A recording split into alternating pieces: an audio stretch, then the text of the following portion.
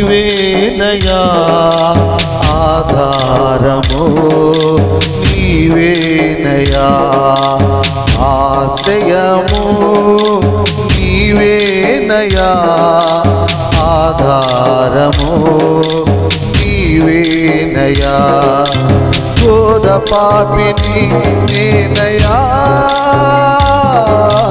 గొప్ప దేవుడా యేసయ్యా ఘోర పాపిని నేనయా గొప్ప దేవుడా యేసయ్యా అయ్యా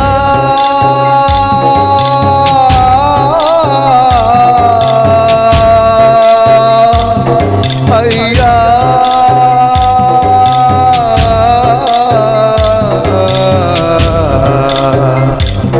యేసయ్యా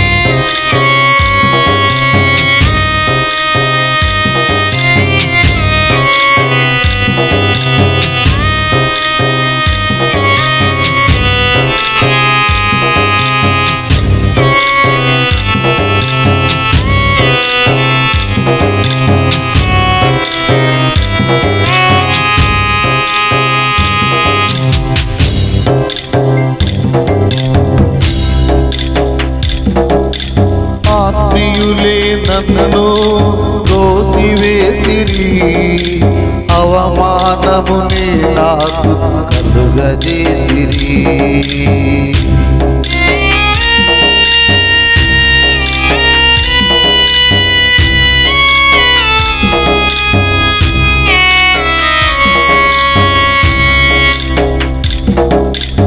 ఆత్మీయులే నన్ను త్రోసివేసిరి, అవమానముని నాకు కలుగజేసిరి. ఈటలంటి మాటలను విసురుతుండిరి, ఈటలంటి మాటలను విసురుతుండిరి. నా స్థితిపై జాలివారు చూపరైతిరి, నా స్థితిపై జాలివారు చూపరైతిరి. అయ్యా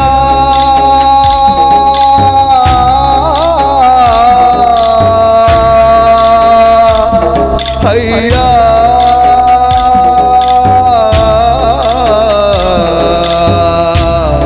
యేసయ్యా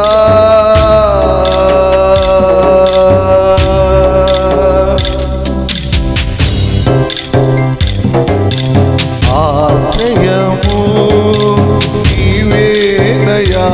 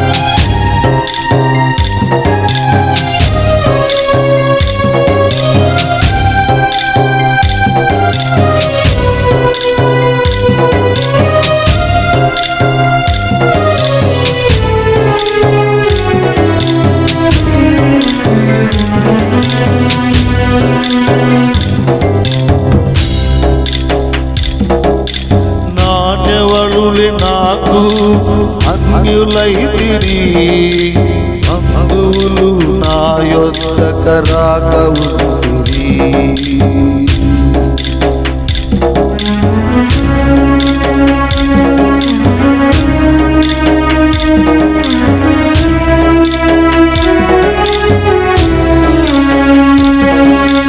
నాట్యవలురే నాకు అన్యులైతిరి, బంధువులు నా యొద్దకు రాక ఉంటిరి. నా ప్రాణ స్నేహితులు మరిచిపోతిరి, నా ప్రాణ స్నేహితులు మరచిపోతిరి. నా వారే నా చందన నిలువరైతిరి, నా వారే నా చందన నిలువరైతిరి. అయ్యా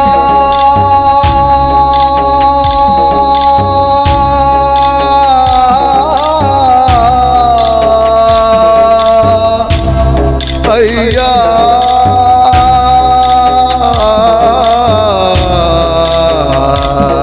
యేసయ్యా,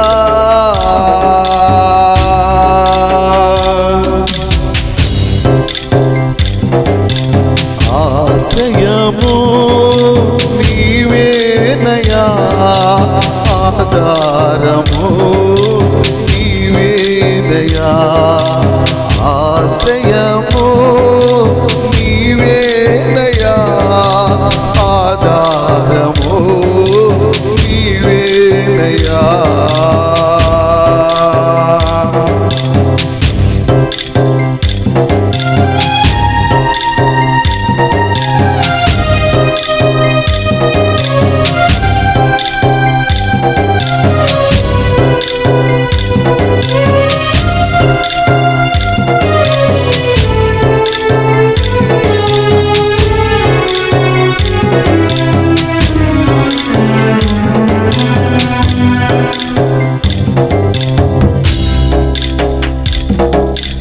అందరూ ఎడబాసిన వీడని వాడా,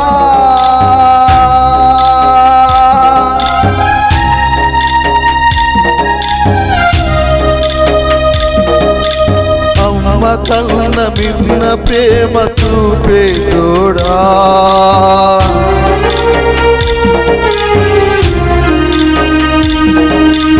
అందరూ ఎడబాసిన వీడని వాడా,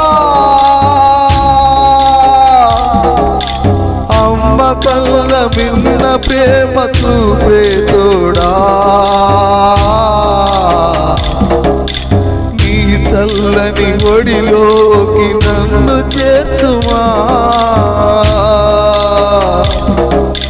నీ చల్లని ఒడిలోకి నన్ను చేర్చుమా.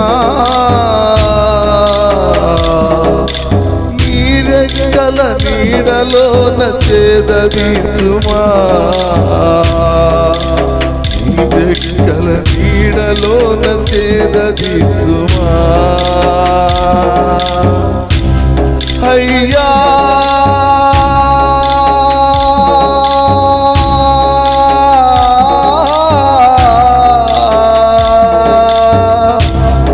అయ్యా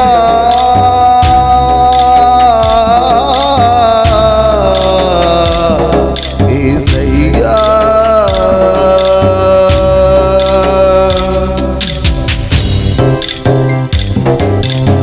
ఆశ్రయము నీవేనయా, ఆధారము నీవేనయా, ఆశ్రయము నీవేనయా, ఆధారము నీవేనయా. ఘోర పాపిని నేనయా, గొప్ప దేవుడా యేసయ్యా, ఘోర పాపిని నేనయా, గొప్ప దేవుడా యేసయ్యా. అయ్యా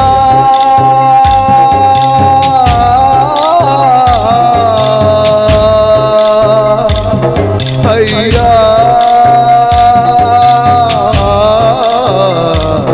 యేసయ్యా.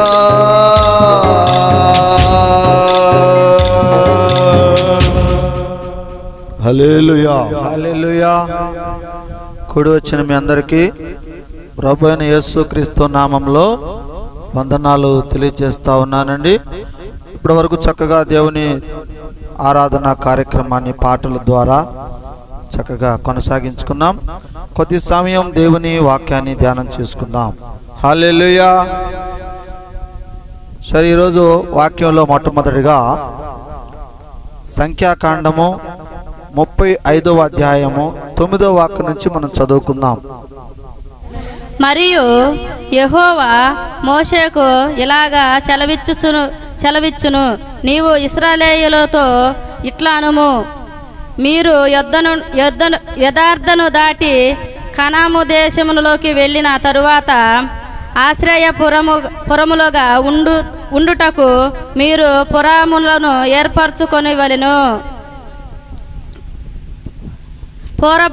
పోరబాటున ఒకరిని చంపినవాడు వాడిలోకి పారిపోవచ్చును. తీర్పు పొందుటకై నరహంతకుడు సమాజమునెదుటగా నిలుచుచున్నవాడు వాడు మరణశిక్ష నొందునకు గనుక ప్రతి హత్య చేయువాడు రాక కూడా అవి మీకు ఆశ్రయములుగాను ఉండును. మీరు ఇయ్యవలసిన ఆ పురాణములో 6 శ్రమ పురములు ఉండవలను. వాటిలో యథార్థను ఇవతల 3 పురములను ఇయ్యవలెనను. కనుక కనాను దేశములో 3 పురములను ఇవ్వవలెను. అవి మీకు ఆశ్రయపురముగా ఉండును. పొరపాటున ఒకరిని చంపిన ఎవడైనను వాడిలోనికి పారిపోవునట్లు ఆ 6 పురములు ఇశ్రాయేలులకును పరదేశులకును మీ మధ్య నివసించు వారికి ఆశ్రయమయ్యుండును. 15 వరకు చదివావా? 15 చాలు. హల్లెలూయా హల్లెలూయా. ప్రేమైన దేవుని బిడ్డలారా, మీరు వాక్యాన్ని చాలా జాగ్రత్తగా గమనించండి. ఈరోజు దేవుడు చక్కని వాక్యాన్ని మనకి ఇస్తా ఉన్నాడు. ఏమిటంటే అది ఈ రోజున ఆశ్రయపురములు అనేటటువంటి ఒక వాక్యాన్ని మనకు దేవుడు తెలియపరుస్తా ఉన్నాడు. ఈ ఆశ్రయపురాలు ఎందుకు ఏర్పాటు చేయాల్సి వచ్చింది? ఈ ఆశ్రయపురాలు నగరాలలో ఎందుకు కట్టారు అని అంటే, ఆనాడు మోషే కాలాలలో మోషే తన యొక్క ప్రజలను ఐగుప్తు ప్రాంతంలో నుండి నడిపించుకొని వెళుచున్నప్పుడు కొన్ని నియమాలను ఆయన వీళ్ళకి నియమించడం జరిగింది. దేవుని వద్ద నుండి కొన్ని విషయాలను తెలుసుకొని ఆ విషయాలన్నిటినీ కూడా ఈయన చాలా జాగ్రత్తగా వివరిస్తూ రావటం జరుగుతూ ఉంది. ఆ భాగంలో భాగంగానే మోషే గారు ఆశ్రయపురములు అనేటటువంటి కొన్ని వీటిని ఏర్పాటు చేసి ఉన్నాడు. ఈ ఆశ్రయపురాలు ఎందుకు ఏర్పాటు చేశారయ్యా అంటే దానికి కొన్ని వాక్యాలు మనం చదువుకుందాం. ఈ ఆశ్రయపురాలు ఎన్నున్నాయి అంటే మనకి జాగ్రత్తగా గమనించాలి. ఆ యొక్క ఇజ్రాయేలీల ప్రాంతంలో కానాను దేశంలో 6 ఆశ్రయపురాలు ఉన్నట్టుగా మనకు కొన్ని ఆనమాలను బట్టి గ్రంథములో ఉన్నటువంటి విషయాలను బట్టి మనం తెలుసుకున్నాం. అట్లాగనే అసలు ఈ ఆశ్రయపురాలు ఎందుకు కట్టించాడు మోషే? ఈ ఆశ్రయపురాలను ఆ కాలంలో ఎందుకు కట్టవలసి వచ్చింది అనేటటువంటి విషయాన్ని మనం తెలుసుకోవాలంటే నిర్గమాకాండము, పాత నిబంధనలో నిర్గమాకాండము 21వ అధ్యాయములోకి వెళదాం. అక్కడ కొన్ని వాక్యాలు చదువుదాం. నిర్గమాకాండము 21వ అధ్యాయము 23, 24, 25 వాక్యాలు చదివినట్లయితే మనకు అర్థమవుతుంది. ఒకసారి చదువమ్మా. హాని కలిగిన ఎడల నీవు ప్రాణమునకు ప్రాణము, కంటికి కన్ను, పంటికి పళ్ళు, చేతికి చెయ్యి, కాలికి కాలు, వాతకు వాత, గాయమునకు గాయము, దెబ్బకు దెబ్బయు నియమించవలెను. 25 కూడా చదువు. వాతకు వాత, గాయమునకు గాయము, ఆ, దెబ్బకు దెబ్బయు ఆ. నియమించవలెను. హల్లెలూయా. చాలు. ఇప్పుడు మీకు ఈ వాక్యాల్లో ఏమర్థమవుతుంది? ఆనాడు నిర్గమాకాండం సమయాలలో మోషే యొక్క గత కాలాల్లో, అంటే నూతనంగా మోషే కొన్ని ఆంక్షల్లో వీళ్ళు జీవించారు. ఆ జీవించినటువంటి ఆంక్షలు ఎలాగున్నాయంటే, ఎవరినైనా చంపినాడల ఒక వ్యక్తి, ఆ కుటుంబంలో వాళ్ళు వేరే వాళ్ళు వచ్చి వాళ్ళని చంపుతారు. ఈ వ్యక్తిని ఎవరున్న ఒక వ్యక్తి ఏదైనా మాట్లాడి దూషించాడు అనుకో, ఆ పక్కన వాళ్ళు వచ్చి వీళ్ళని దూషిస్తారు. వాక్యం అర్థమవుతుందా? జాగ్రత్తగా వినాలి, చాలా ఇంపార్టెంట్. ఆశ్రయపురాలు దేవుడు ఎందుకు మోషే ద్వారా కట్టించాడు అనేటటువంటి విషయాన్ని ఈరోజు మీకు చెప్తున్నా. దాన్ని జాగ్రత్తగా వింటే అర్థమవుతుంది, లేకపోతే అర్థం కాదు. ఊరికే మనం పాటలు పాడుతూ ఉంటాం, ఆశ్రయము నీవేనయా అని పాటలు పాడుతుంటాం. అట్ట కాదు. అసలు ఆశ్రయపురం ఎందుకు ఇచ్చాడు, ఆశ్రయపురంలో ఎందుకు ఈ యొక్క ప్రజలను పెడుతున్నాడు అనేటటువంటి విషయాన్ని ఈరోజు వాక్యం మీతో మాట్లాడుతూ ఉంది. కనుక జాగ్రత్తగా వినండి. అంటే ఆ యొక్క పాత నిబంధన కాలాల్లో మోషే గారు మొట్టమొదటి కాలాల్లో ఏం జరుగుతుంది అని అంటే, ఒక వ్యక్తిని ఒక వ్యక్తి కొట్టాడు అనుకోండి, సపోజు ఆ వ్యక్తి మళ్ళీ వేరే వాడిని కొడుతున్నాడు. ఒక వ్యక్తిని చంపేశాడు అనుకో, మళ్ళీ వాళ్ళ కుటుంబీకులు వచ్చి వీళ్ళ కుటుంబీకులకు చంపేస్తున్నారు. అర్థమైందా?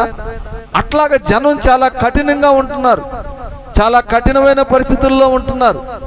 అక్కడ జరిగేటటువంటి సన్నివేశం ఏదైనా కావచ్చు, వీళ్ళు మాత్రం కంటికి కన్ను, పన్నుకు పన్ను, దెబ్బకి దెబ్బ, వాతానికి వాతం, ప్రాణానికి ప్రాణం.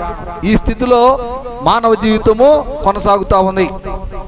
అప్పుడు మోషే దేవుడితో మాట్లాడి, వరి తేడాగా ఉంది వ్యవహారం, ఈ రకంగా అయితే జనం ఒకళ్ళనొకరు చంపుకొని ఇక మొత్తం ఈ కానాను చారగతలికే మొత్తం చచ్చిపోతారు. కాబట్టి కానాను ప్రాంతంలోకి వెళ్తున్నప్పుడు వీళ్ళకు కొన్ని జ్ఞానమైన విషయాలు తెలియపరచాలి నేను. సరే, ఏదో రన్నింగ్ కాబట్టి పోయిన వాళ్ళు పోయారు, కాసిన కొద్దిగా పోయి మిగిలారు.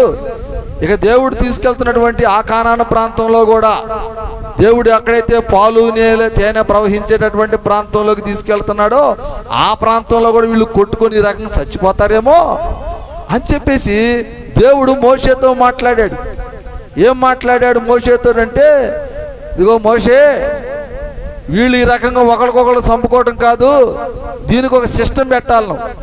ఏంటి ఆ సిస్టమ్ అంటే, ఎవరైనా పొరపాటు చేసినప్పుడు, ఎవరైనా ఒకవేళ పొరపాటును ఒకళ్ళని కొట్టినా, ఒకళ్ళని చంపినా, ఏదైనా చేసినప్పుడు ఆ చంపిన వ్యక్తి కొద్దిగా రక్షించబడాలా, శిక్షించబడాలా?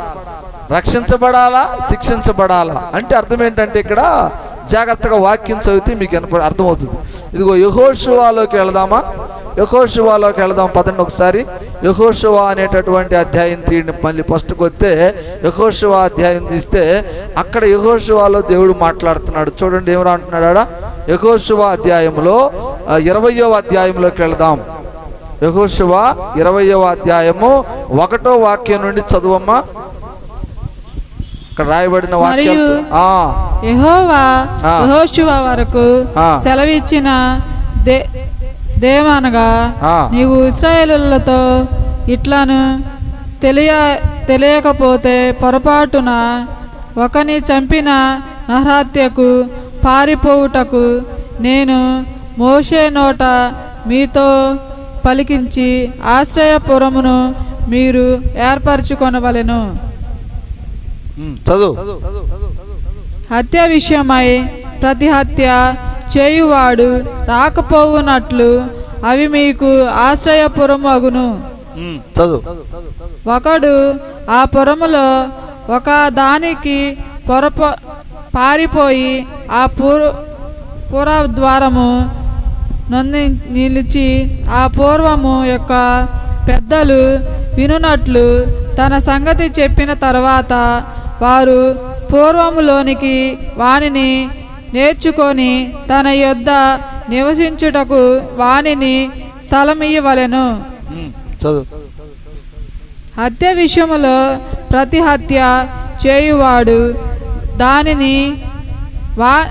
వానిని తరిమిన ఎడల వాని చేతికి ఆ హత్య హంతకుని అప్పగించకూడదు. ఏలయనగా అతడు పొరపాటున తన పొరుగు వాని చంపెను గాని అంతకు మునుపు వాని యందు పగపట్టలేదు. చదువు. అతడు తీర్పు నందుటకై సమాజము నెందుట నిలుచు వరకును, తరువాత ఆ దినములలోనున్న యాజకుడు మరణము నందు వరకును ఆ పూర్వములోనే నివసింపవలెను. ఆ తరువాత ఆ నరహత్యకుడు ఏ పట్టణము నుండి పారిపోయెనో ఆ పట్టణమునకు తన ఇంటికి తిరిగి రావలెను. హల్లెలూయా. ఎన్ని వాక్యాలు చదివావు? 6 చదివావా? సరే, మిగతా తర్వాత చదువుకొని ఇప్పుడు మీకు గుర్తుపెట్టుకోండి. ఇక్కడ వాక్యాల్లో మోషే, ఇక్కడ యెహోషువతో దేవుడు ఏం చెప్తున్నాడు? ఆశ్రయపురాలు ఏర్పాటు చేయాలి యెహోషువ. ఎందుకంటే నేను ఇది ఆల్రెడీ గతంలో మోషేతో మాట్లాడి ఉన్నాను. ఇందాకలా మనకి సంఖ్యాకాండంలో మోషే మాట్లాడాడు, అవునా? ఆశ్రయపురాలు మనం ఏర్పాటు చేసుకోవాలి. ఈ ఆశ్రయపురాలను ఎందుకు ఏర్పాటు చేస్తున్నాడంటే మీకు నిర్గమాకాండంలో చెప్పాడు. ఏం చెప్పాను? ఒకరిని ఒకళ్ళు కత్తికి కత్తు, పంటికి పన్ను, ఒకళ్ళనొకళ్ళు హింసించుకుంటున్నారు, చంపుకుంటున్నారు. కాబట్టి ఇందులో నిర్దోషులు చచ్చిపోతున్నారు, అమాయకులు చచ్చిపోతున్నారు, అజ్ఞానులు చచ్చిపోతున్నారు ఈ యొక్క పగల ద్వారా. అందుకని కొంతమందినైనా దేవుడు రక్షించాలి అనేటటువంటి మంచి ఉద్దేశంతో ఈ యొక్క ఆశ్రయపురములను ఏర్పాటు చేసినట్లుగా ఆనాటి కాలాల్లో మనకు వాక్యాలు తెలియపరుస్తూ ఉన్నాయి. అయితే ఈ ఆశ్రయపురము దేనికి కట్టబడుతుందయ్యా అని అంటే మీరు జాగ్రత్తగా గమనించాలి.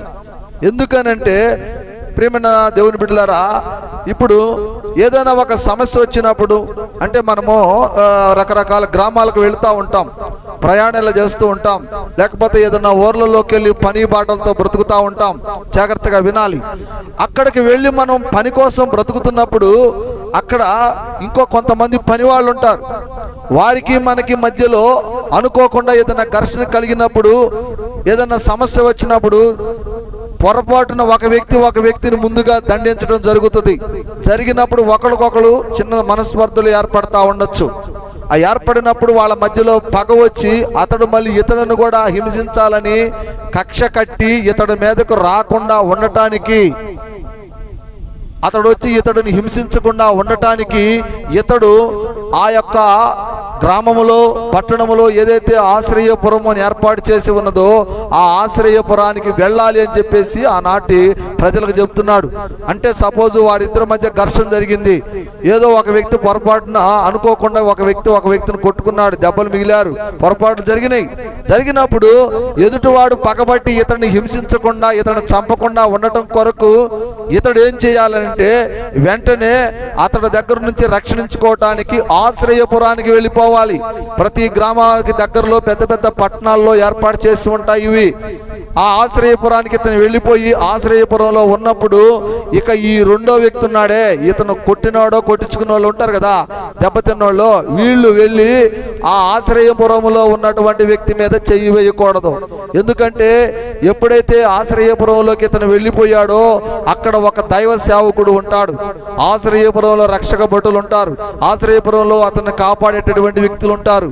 వాళ్ళు ఏం చేస్తారంటే ఏదైతే రెండో వ్యక్తి వస్తున్నాడో అతడిని ఆ ఆశ్రయపురంలోకి రానియకుండా అడ్డుకిచ్చి ఇది పెద్దల సమక్షంలో పెట్టాలి.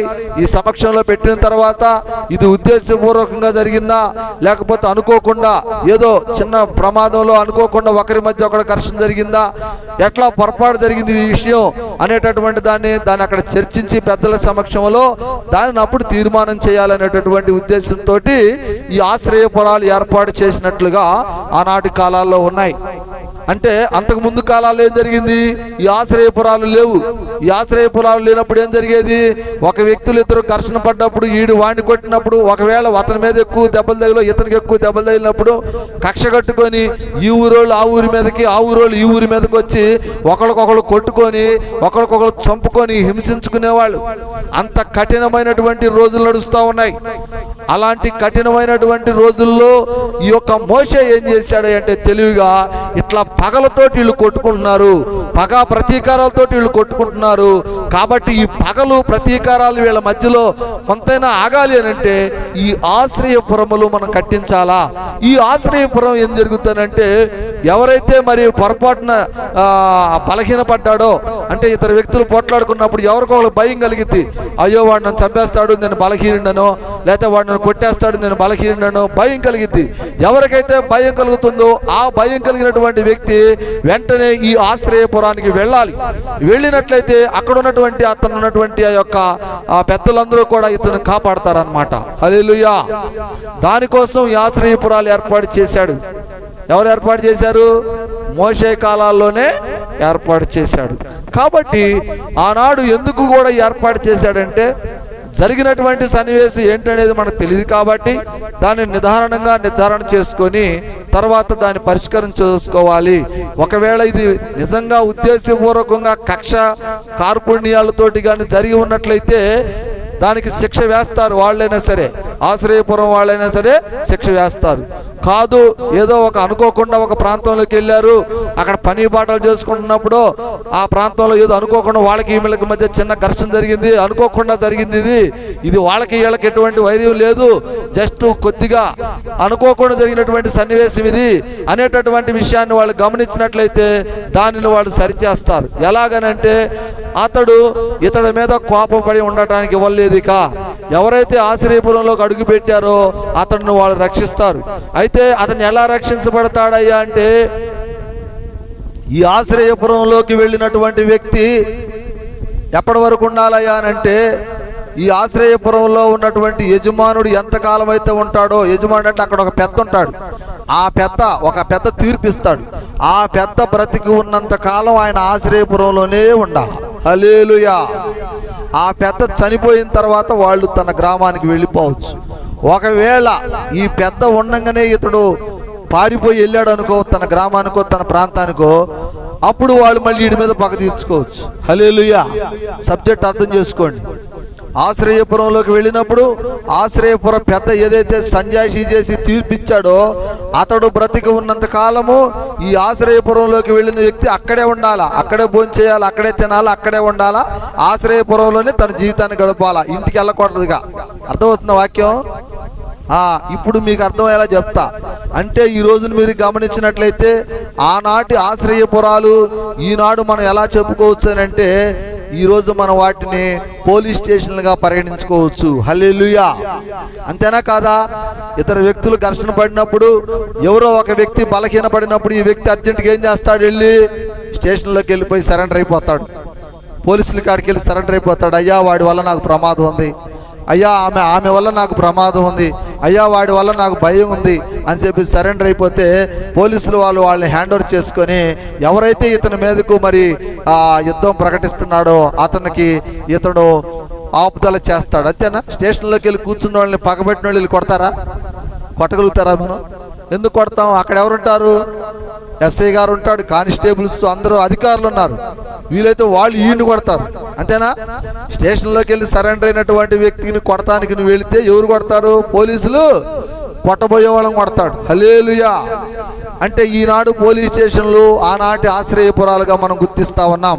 ప్రియమైన దేవుని బిడ్డలారా, ఈరోజు ఈ వాక్యాన్ని దేవుడు మీకు ఎందుకు చెప్పాలి అనుకుంటున్నాడంటే ప్రజలలో ఉన్నటువంటి కొన్ని విషయాలు, అసమానతలు తెలుసుకోవాలి. మనం అనుకోకుండా జరిగేటటువంటి ప్రమాదాలను మనం కాదనలేం.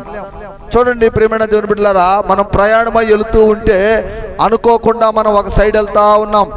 ఎవడో తాగొచ్చేసి అమాంతంగా మన మీదకి లారీ దూసుకొని వచ్చి మనకు ప్రమాదం జరిగిందనుకో, నష్టపోయేది మనమేనా అతనేనా? అతడు నష్టపోతాడు, మనం నష్టపోతాం. ప్రమాదానికి మనం కావాలని అతను ఏం చేయలా, కానీ అతడు కావాలనే వచ్చాడు, కొట్టాడు మందు తాగి. అప్పుడు అతని శిక్ష పడుద్దా లేదా? అతని స్టేషన్కి వెళ్ళినా అతని శిక్ష పడుద్ది. అట్లా కాకుండా మనం ప్రయాణంలో ఉన్నప్పుడు, అతడు ప్రయాణంలో ఉన్నప్పుడు మంచితనంగా పోతా ఉంటే అనుకోకుండా ఏ గేదెలో ఏదో ఒకటి అన్ఎక్స్పెక్టెడ్గా ఒక మగజీవులు అడ్డు వచ్చి మనంతగా మనం పడినా, ఆ గేదెకి ఏదైనా చిన్న ప్రమాదం జరిగినా, ఏం జరిగినా అక్కడ ఎవరికి ప్రమాదం ఏం జరిగినా అది అన్ఫార్చునేట్లీ జరిగింది. అంతేనా? మనం కావాలని వాళ్ళలో గేదెలను గుద్దాలని పోతామా? వాళ్ళ మేకలను చంపేయాలని పోతామా? లేదా ఆ ఊళ్ళో మనుషులు నడిచిపోతామంటే వాళ్ళ మీదకి ఎక్కించుకొని పోవాలని పోతామా? ప్రయాణం వెళ్తుంటే ఒక బండి వేసుకెళ్తే వెళ్తామా? వెళ్ళాం. కానీ అనుకోకుండా జరుగుతుంది. ఎలా జరుగుతుంది అంటే అవి మోగజీవులు కాబట్టి అనుకోకుండా పరిగెత్తడం ఏదో జరిగినప్పుడు మనకు బ్రేకులు పడక సడన్గా వెళ్ళి గుద్దుకోవడం జరుగుతూ ఉంటాయి. ఇవి అలాంటివి అన్నమాట. అనుకోకుండా తెలియకుండా జరిగేటటువంటి ఈ పొరపాట్లను కూడా ఆనాటి కాలాల్లో అయితే వాళ్ళు వెంటనే పట్టుకొని అక్కడ చంపేస్తారు. వాళ్ళు, అరే మా గేదెను నువ్వు చంపావు కాబట్టి మీ ఇంటికాడ మీ గేదెను తెచ్చి మేము చంపేసుకుంటాంరా అంటారు. అంత కఠినమైనటువంటి పరిస్థితులు ఉండేవి మోషే కాలాల అవతలలో, మొట్టమొదటి కాలాల్లో. అలాంటివి జరగకూడదనే దేవుడు ఇలాంటి ఆశ్రయపురాలను ఏర్పాటు చేశాడు. అప్పుడు అతను ఏం చేస్తాడు? పొరపాటు నా వల్ల జరిగింది కాదు, అనుకోకుండా అది కూడా వచ్చింది, నేను వెళ్ళాను కాబట్టి దీన్ని మనం ఏదో ఒక విధంగా సాల్వ్ చేయాలంటే ఈనాటి కాలాల్లో మనం ఏం చేస్తున్నాము? స్టేషన్లకు వెళ్ళిపోయి, సార్ పలానా సాట్ ఇట్లా నేను ప్రయాణిస్తుంటే ఇట్లా జరిగింది, అందులో నా పొరపాటు కూడా ఏం లేదు సార్ అని మనం ఎప్పుడైతే అక్కడ సరెండర్ అయిపోతామో వాళ్ళు వెంటనే దాన్ని ఎంక్వైరీ చేసి ఎంతవరకు నిజం అని చెప్పి ఆ స్థలాల్లోకి వెళ్ళి వాళ్ళవన్నీ చూసుకొని నిజమే ఇతడు వస్తున్న ప్రాంతానికి దానికి తేడా ఉంది కాబట్టి ఇది అనుకోకుండా జరిగిన సన్నివేశం కాబట్టి దీన్ని మనం సమస్యగా క్లారిటీ చేసుకోవచ్చు అనేటటువంటి ఒక మంచి ఉద్దేశంతో అక్కడ కార్యాలు చేస్తూ ఉంటారు. అదే వెనకటి రోజుల్లో అయితే మీరు గమనించండి, ఈ స్టేషన్లు పోలీస్ స్టేషన్లు లేవు అనుకో, ఒకవేళ ఇక్కడ గ్రామాల్లో ఏం చేస్తారు? ఆ ఊరోళ్ళు ఎమ్మటే వాడిని పట్టుకొని తన్నటం, మళ్ళీ వాళ్ళ ఊరెళ్ళి వాళ్ళ గేదెను చంపటం ఏదో చేస్తారు. అంతేనా? అరే నువ్వు మా గేదెను చంపావు కాబట్టి మేము కూడా మీ గేదెను చంపేస్తాంరా, తప్పదేగా అంటారు. అదే స్టేషన్ నుండి మరి అధికారులు ఉంటే వాళ్ళ వద్దకు వెళ్ళి వాళ్ళ దగ్గర పరిష్కారం చేసుకుంటారు. చక్కగా జరిగినటువంటి అన్యాయానికి న్యాయం ఎంతో కొంత వేల చెల్లించుకోవటమో, లేకపోతే మంచితనం మీద స్నేహభావంతో వాటిని సరి చేసుకోవటమో, ఏదో ఒక విధంగా దాన్ని సెటిల్మెంట్ చేసుకొని కాంప్రమైజ్ అయిపోతున్నారు ఈ రోజున. అవునా కాదా? ఆ రోజుల్లో కూడా అంత కఠినమైన హృదయాలు కలిగినటువంటి వాళ్ళు ఉన్నారు కాబట్టే ఆనాడు మోషే ఈ ఆశ్రయపురాలను ఏర్పాటు చేసి అక్కడ కొంతమంది అధికారులను నియమించాడు, కొంతమంది సేవా సిబ్బందిని నియమించాడు. ఆనాటి ఆశ్రయపురములే ఈనాడు మన పోలీస్ స్టేషన్లుగా మనం గుర్తిస్తా ఉన్నాం. హల్లెలూయా. ప్రియమైన దేవుని బిడ్డలారా, మీరు గమనించాలి. ఏమిటి గమనించాల్సిన విషయం అంటే ఆశ్రయపురములో అక్కడ కరెక్ట్గా ఆలోచన చేసి మనం జాగ్రత్తగా పరిశీలిస్తే ఎవరికి అన్యాయం చేయకుండా ఇరుపక్షాలకు న్యాయం చేయటానికి వాళ్ళు అక్కడ ఉన్నటువంటి ఆశ్రయపురంలో ఉన్నటువంటి అధికారులు ప్రయత్నం చేస్తూ ఉంటారు. కాబట్టి ఈనాడు కూడా మనం ఆలోచన చేసుకోవాలి. కొన్ని విషయాలు అన్ఫార్చునేట్లీగా జరిగేటటువంటి సంఘటనలు అనుకోకుండా తెలియకుండా మనకు తెలియకుండానే మన మీదకి ప్రమాదం వస్తూ ఉంటుంది. అలాంటి కొన్ని ప్రమాదాలను మనం మరి పగల ద్వారా కక్షల ద్వారా పెంచుకోకుండా వాటిని సామరస్యంగా ఆలోచించుకొని మరి దేవుడు చెప్తున్నటువంటి మాటలకు అనుకూలంగా ఇది నిజంగా గత కాలం నుండి కక్షతో జరిగిందా లేకపోతే అనుకోకుండా ఏదో సన్నివేశం అలా పోవటం అట్లా జరగటం. ఇప్పుడు చెప్తున్నా అదే మీకు ఇందాక చెప్పేది. అనుకోకుండా మనం ఊరి ప్రయాణంలో వెళుతూ ఉన్నప్పుడు మనం ఒక బైక్ మీదో కారు మీదో ఏ గ్రామాల్లో ఎన్నో గేదెలు మనుషులు అడ్డొస్తూ ఉంటారు. ఎడలో ఒకసారి ప్రమాదం జరిగిందంటే మనం వాడిని కచ్చగట్టుకొని పోయి గుద్దినట్ట? అది చెప్పండి, గుద్దినట్ట కాదు. మన ప్రయాణంలో మనం పోతా ఉన్నాం, అక్కడ ఏదో అనుకోకుండా సిట్యువేషన్ అట్లా వచ్చింది, పరిగెత్తాడో గేదెలట వచ్చినాయో ఏదో జరిగింది. కాబట్టి ఇలాంటి అనుకోని సంఘటనలన్నింటినీ కూడా మనం జాగ్రత్తగా ఆలోచించుకొని వాటికి సరైనటువంటి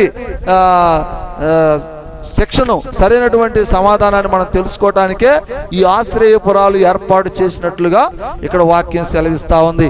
అయితే ఈ ఆశ్రయపురాలు ఆనాడు కానాను ప్రాంతంలో 6 ఏర్పాటు చేసి ఉన్నాడు.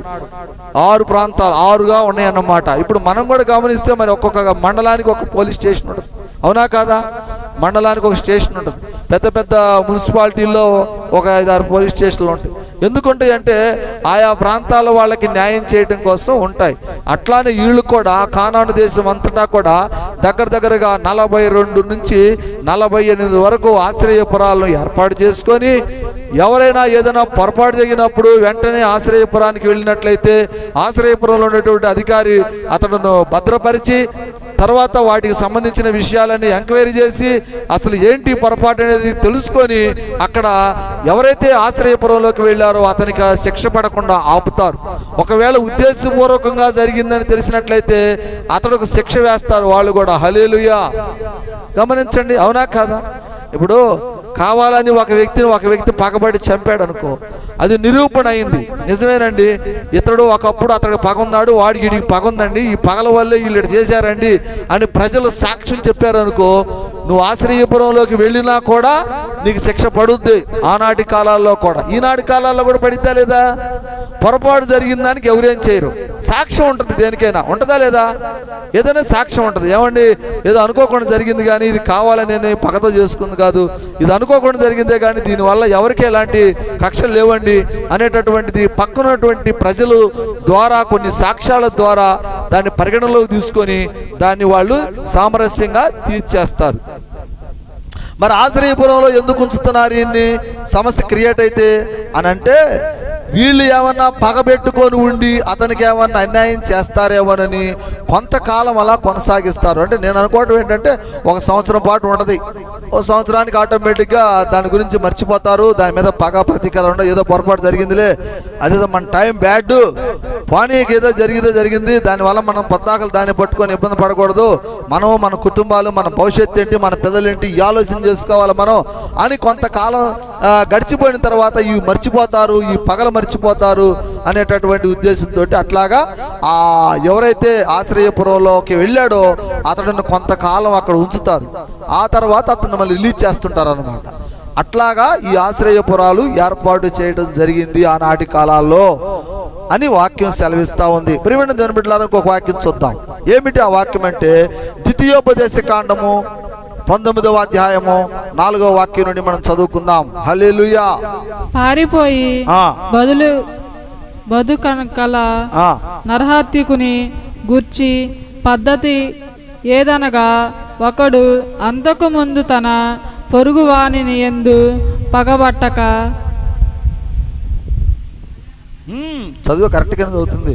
పొరపాటున వాని చంపిన ఎడల, అనగా ఒకడు చెట్లు నరుకుటకును తన పొరుగువాని తోడు కూడా అడవికి పోయి చెట్లు నరుకుటకు తన చేతితో గొడ్డలి దెబ్బ వేసినప్పుడు గొడ్డలి పిడి ఊడి వాని పొరుగు వానికి తగిలి వాడు చనిపోయిన ఎడల, వాడు అంతకు ముందు తన పొరుగువాని యందు పగబట్టలేదు గనుక వారిని మరణదండన విధించలేదు. అయితే హత్య విషయములలో ప్రతి హత్య చేయువానికి మనసు కోపముతో మండుచుండగా మార్గము దూరమైనందున వాడు నరహత్యకుని తరిమి వాని కలుసుకొని వాని చావగొట్టకయుండినట్లు ఆ నరహత్యుని పారిపోయి ఆ పురములలో ఒక దాని యందు జొచ్చి బ్రతుకును. హల్లెలూయా. 12వ నేనేం చెప్పాను? 4వ వాక్యం నుంచి 12వ చదవాలి. చదువు. 6వ చదివావా? చదువు, కంటిన్యూ చదువు. ఎందుచేతను 3 పురములను మీకు ఏర్పరచుకొనవలెనని నేను నీకు ఆజ్ఞాపించుచున్నాను. మరియు మీ దేవుడైన యెహోవా మీ పితరులతో ప్రమాణము చేయునట్లు ఆయన మీ సరిహద్దులను విశాలపరచి మీ పితరులకు ఇచ్చిదేదనని చెప్పిన సమస్త దేశమును నీకిచ్చిన ఎడల నీవు నీ దేవుడైన యెహోవాను ప్రేమించుచు నీ నిత్యమును ఆయన మార్గములలో నడుచుటకు నేడు నేను నీకు ఆజ్ఞాపించిన ఈ ఆజ్ఞలన్నిటినీ అనుసరించి నడుచుచు ఈ 3 పురములు గాక మరియు 3 పురములను ఏర్పరచుకొనవలెను. ప్రాణము తీసిన దోషము మీ మీద మోపబడినట్లు నీ దేవుడైన యెహోవా నీకు స్వస్థముగా ఇచ్చుచున్న ఈ దేశము నిర్దోషి యొక్క ప్రాణము తీయి ఉండవలెను. హల్లెలూయా. 12 వాక్యాలు అయిపోయినాయా? ఇంకోటి కూడా చదువు. 12 చదువు. ఒకడు తన పొరుగువాని యందు పగబట్టి వారి కొరకు ఎంచియుండి వాని మీద పడి వాడు చచ్చునట్లు కొట్టి ఆ పురములో ఒక ప్రతి దానిలోనికి పారిపోయిన ఎడల వారి ఊరి పెద్దలు మనుషులను చంపి అక్కడ నుండి వానిని రప్పించి వానిని చంపుటకై హత్య విషయములో ప్రతి హత్య చేయడానికి వారి అప్పగించవలెను. హల్లెలూయా. చాలు. ఇప్పుడు మీ వాక్యం చాలా జాగ్రత్తగా వినండి. ఇక్కడ 2 వాక్యాలు మనకి ఇమిడి ఉన్నాయి ఇందులో. ఏంటంటే అది మొట్టమొదటిది, పొరపాటున ఆశ్రయపురాలు దేనికి ఉన్నాయి అనేటటువంటి దాన్ని చెప్తూ, తర్వాత ఆశ్రయపురంలోకి వెళ్ళినటువంటి వాడు ఇంతకుముందు చెప్పిందే ఇక్కడ ఉదాహరణతో చెప్తున్నాడు. ఒక 2 స్నేహితులు ఒకే గ్రామస్తులు 2 ఉన్నారనుకో, ఒక ప్రాంతంలోకి వెళ్ళారు అనుకోకుండా. అక్కడ ఏం జరుగుతుందంటే వాళ్ళు కట్టెలు కొట్టుకున్నారు, లేదా పొలం పని ఏదో చేస్తూ ఉన్నారు. చేసేటప్పుడు అనుకోకుండా ఒక వ్యక్తికి ప్రమాదం జరిగింది. అనుకోకుండా అక్కడ మీకు క్లారిటీగా చెప్పాడు. వాళ్ళు కట్టెలు కొడుతున్నారు, కొట్టేటప్పుడు ఇతడు గొడ్డలు విడిగి అనుకోకుండా అతనికి వెళ్ళి తగిలి చనిపోయాడు. హల్లెలూయా. ఇతను కావాలని చంపాడా, అనుకోకుండా చంపాడా? అనుకోకుండా జరిగింది. అది 2 స్నేహితులు, 2 కలిసి వెళ్ళారు. అంటే ఇప్పుడు ఇక్కడ జనరల్గా మనకు ఆశ్రయపురం లేదనుక ఇక్కడ ఏం చేస్తారు, వెంటనే వాళ్ళ కుటుంబ పెద్దలు వాళ్ళు కావచ్చు వీళ్ళు కావచ్చు ఏమనుకుంటారు, అరే వీళ్ళిద్దరు పోయారు, వీడు చచ్చిపోయాడు, మా వాడు వీడిని చంపేశాడు కాబట్టి వాళ్ళవాడు కూడా మేము చంపేసేయాలి అర్జెంటుగా చెప్పి పక్క పట్టేసి వెంటనే వీళ్ళు వచ్చి వాళ్ళని చంపేస్తారు. అవునా కాదా? అందుకని అక్కడ ఏం జరిగిందంటే వెంటనే ఇతను ఆశ్రయపురంలోకి వెళ్ళిపోతాడు. వెళ్ళిపోయిన తర్వాత అక్కడ కొంత సాక్ష్యం ఉంటుంది. ఉండిద్దా లేదండి? వీళ్ళిద్దరు కలిసి వెళ్ళారు, అక్కడ ఏం చేస్తున్నారు, ఎవరో ఒకళ్ళు చూస్తూ ఉంటారు. చూసిన వాళ్ళు చెప్తారు, సార్ వాళ్ళిద్దరు స్నేహితులు, వాళ్ళిద్దరు ఒక ఊరు వెళ్ళి మంచోళ్ళేనండి, మరి అక్కడ ఎట జరిగిందో మాకు అర్థం కావట్లేదు పొరపాటు అనేది, మీరు కొద్దిగా గమనించి దాన్ని జాగ్రత్తగా పరిశీలన చేసి జాగ్రత్తగా ఆ శిక్ష అనేది కొద్దిగా చూసుకొని చేయండి సార్, పాపం వాళ్ళిద్దరు మంచోళ్ళేను అని కొన్ని విషయాలు కొంతమంది పెద్దలు, గ్రామస్తులు, అక్కడ ఉన్నటువంటి సాక్షులు కొంతమంది చెప్తారు. అప్పుడు దాన్ని బట్టి వాళ్ళు ఏం చేస్తారండి, దాన్ని పరిగణలో తీసుకొని ఆ సమస్య ఇది కావాలని పగబట్టి చేసింది కాదు, పొరపాటు జరిగింది కాబట్టి ఆ యొక్క చనిపోయినటువంటి వ్యక్తికి మరి ఏదో ఒక విధంగా మేలు చేయాలి కాబట్టి కొంత నష్టపరిహారంగా ఇవ్వటమా, లేకపోతే గవర్నమెంట్ అంటే ఆ గ్రామస్తుల ద్వారా కానీ లేకపోతే గవర్నమెంట్ ద్వారా ఏమైనా సహాయం ఉంటే ఆ సహాయాన్ని తీసుకొచ్చి వాళ్ళకి అప్పచెప్పటమా, ఇలాంటి కొన్ని కార్యాలు చేస్తారు. అది ఒక సబ్జెక్ట్, ఫస్ట్ చదివిన సబ్జెక్ట్. అది నెక్స్ట్ సబ్జెక్ట్లో ఏం చెప్తున్నాడు, అట్లా కాదు, ఒక వ్యక్తి కావాలని ఒక మీద పగబట్టి వీడు ఎక్కడ దొరుకుతాడా అని పొంచి ఉండి వాడు ఏదో ఒక ప్రాంతంలో దొరికినప్పుడు వాడిని పట్టుకొని వాడిని చితకబాది చంపేసి వీళ్ళు ఆశ్రయపురంలో కూర్చున్నాడు అనుకో, అక్కడ ఎక్కడో ఒక సాక్ష్యం మనకు వచ్చుద్ది, కంపల్సరీగా వచ్చింది. వచ్చిందా రాదా? మనం ఇతడు వెళ్ళి అంటాడు పొరపాటున జరిగింది, మేము ఎదురు ఏదో మాట్లాడుకుంటుంటే అనుకోకుండా దెబ్బ తగిలి చచ్చిపోయాడని చెప్తాడు. చెప్పినా కూడా అక్కడ సాక్ష్యం ఉంటుంది. ఎవరంటే చుట్టుపక్కల వాళ్ళ సాక్ష్యం కొంత ఉంటుంది. తర్వాత కూడా కొన్ని గడిచిన కాలాల్లో వీళ్ళిద్దరు ఏమన్నా శత్రువులుగా మారి ఉన్నారా, ఏ విషయంలో అన్నా వీళ్ళిద్దరు శత్రుత్వం వీళ్ళ మధ్యలో ఉన్నదా అనేటటువంటి విషయాన్ని పరిగణలోకి తీసుకొస్తారు పెద్దలు. తీసుకొచ్చి అప్పుడు అడుగుతారు, ఏమయ్యా వీళ్ళిద్దరూ గతంలో ఏమన్నా గొడవలు ఉన్నాయా, లేకపోతే ఇప్పుడు ఈ రోజే వీళ్ళిద్దరి మధ్య ఇది స్టార్ట్ అయిందా అని వివరం అడుగుతారు పెద్దలు. అడిగినప్పుడు వాళ్ళలో ఎవరో ఒకళ్ళు కొన్ని విషయాలు మాట్లాడతారు, కాదండి వాళ్ళిద్దరి మధ్యలో గతంలో ఒకసారి పొరపాటు జరిగింది, అక్కడ తేడా ఉందండి, అప్పటి నుంచి మొత్తానికి ఏదో జరుగుతుంది వాళ్ళ మధ్యలో మనకు తెలియట్లేదు, పలుకోవట్లేదు, దూరంగా బతుకుతున్నారు, అనుకోకుండా అయితే జరిగింది కాదు సార్, ఇది కావాలని ఇతను చేసి ఉండొచ్చేమో అని అట్లా వాళ్ళు స్టేట్మెంట్ ఇస్తారు. అది యథార్థత అనేది కూడా దేవుడు కొంత ఎట్లా చూపిస్తాడు, దేవుడు ఎవరికొకళ్ళకి ఇతడు కక్షపూర్వకంగా కొట్టినట్లుగా కొంతమందికి సాక్ష్యం కూడా చూపిస్తాడు. ఈ విషయాలన్నిటిని కూడా పరిగణలో తీసుకున్నప్పుడు అతడు కావాలని చంపి వెళ్ళి ఆశ్రయపురంలో ఉన్నాడు కాబట్టి అతడికి క్షమాపణ ఉండదు. హల్లెలూయా. ఈరోజు మీరు గమనించండి ప్రియమైన దేవుని బిడ్డలారా, ఒక వ్యక్తిని కావాలని ఉద్దేశపూర్వకంగా కొట్టి చంపేసి స్టేషన్లోకి వెళ్ళి, సార్ నేను వెళ్తా ఉంటే వాడు అప్పుడెప్పుడు నేను ఏదో అన్నానని ఇప్పుడు వచ్చి మళ్ళీ నన్ను కొట్టించేసాడండి, వాడందరూ వాడిచ్చేసి చచ్చిపోయాడండి అని చెప్పి స్టేషన్లోకి వెళ్ళి కూర్చున్నాను సపోజ్ మాట, వాళ్ళు ఎమ్మంటే దాన్ని పరిగణలో తీసుకోరు. దాని మీద పోలీసు ఎంక్వైరీ పెడతారు, ఆ ప్రాంతాన్ని దర్శిస్తారు, అక్కడ ఏం జరిగింది, అసలు ఎంత ఘర్షణ జరిగింది, ఈ ప్రాంతంలో ఆ సమయంలో ఏమైనా సీసీ కెమెరాలు ఉన్నాయా, లేకపోతే ఆ ప్రాంతాల్లో పొలాల్లో ఉన్నటువంటి రైతులు ఎవరన్నా ఇక్కడ జరుగుతున్న సన్నివేశాన్ని చూశారా, ఇక్కడ ఏం జరుగుతుంది అనేటటువంటి అన్నిటిని కూడా పరిగణలోకి తీసుకొని ఒక ఆలోచనకు వస్తారు. వచ్చి ఇది పొరపాటున జరిగిందే అని అయితేనే దాన్ని త్రోసివేస్తారు తప్ప కాదు ఇది కక్షపూర్వకంగా గతంలో జరిగిన కోపాల వల్ల కావచ్చు, గతంలో జరిగిన ఘర్షణను బట్టి ఇది ఉద్దేశపూర్వకంగా జరిగిందని చెప్పి అని అది నిర్ధారణగానే అయితే అతడు ఆశ్రయపురంలోకి వెళ్ళి దాక్కున్నా సరే బయటికి తీసుకొచ్చి పెద్దలే అప్పచెప్పి వీడిని చంపేయండి రా బాబు అంటారు. హల్లెలూయా. అర్థమవుతున్న వాక్యం మీకు చెప్పింది. ఆశ్రయపురము ఎలాంటిదనంటే అనుకోకుండా జరిగేటటువంటి దానిని దేవుడు కాపాడటానికి ఏర్పాటు చేసినటువంటిది అనమాట. అది ఉద్దేశపూర్వకంగా చంపి నేను అనుకోకుండా చేశానంటే కుదరదు. హల్లెలూయా. అంతేనా కాదా? బాగా మందు దాగి ఒక పెద్ద కారు ఒకటి వేసుకుని రోడ్డు మీద పోతే అడ్డం వచ్చిన వాళ్ళు గుద్దుకుంటూ చంపుకుంటూ పోతే పొరపాటు జరిగిందంటే ఒప్పుకుంటారా పోలీసులు? ముందర ఆయన చూసుకుంటారు. వీడు ఎక్కడ ముందు దాగాడు, ఎంత ముందు దాగాడు, ఎంత డిప్రెషన్లో ఉన్నాడు, ఎంత ముందు దాగి కారు ప్రయాణం చేయడం నీకు అవసరమేనా? ఇంతమందిని చంపడం నీకు అవసరమేనా? లేదు సార్ నేను పొరపాటు చేశాను సార్, నా వల్ల కాదు, నేను ఏదో కావాలని తాగాను కానీ ముందు వాళ్ళని మాత్రం కావాలని గుర్తులేదు సార్, వాళ్ళకి నాకు ఎటువంటి పగలేదు సార్. నిజమే, వాళ్ళకి నీకు పగలేదు కానీ మొత్తం పదార్థం దాగి బండి దోల మంది ఎవరు? అది నీకు తెలిసి చేస్తున్న తప్పేగా, అనుకోకుండా జరిగింది కాదుగా. మొత్తం పదార్థం తాగావు, మొత్తం పదార్థం తాగి ఇంట్లో పడుకోవాలి కానీ కార్లు వేసుకొని బైక్లు వేసుకొని రోడ్లు ఎక్కితే ఎదుటోని గుద్దేసి చంపేస్తే అది ఉద్దేశపూర్వకంగా చేసినట్టు కాకుండా అన్ఫార్చునేట్లీ ఎట్లా జరుగుద్ది నీకు తెలియదు. వేరే ఊరోళ్ళే కానీ నువ్వు తాగి నడుపుతున్నావు అంటే నువ్వు ఒక తప్పుడు కార్యాన్ని నువ్వు చేస్తున్నావు కాబట్టి నీకు శిక్ష పడుద్దని అర్థం.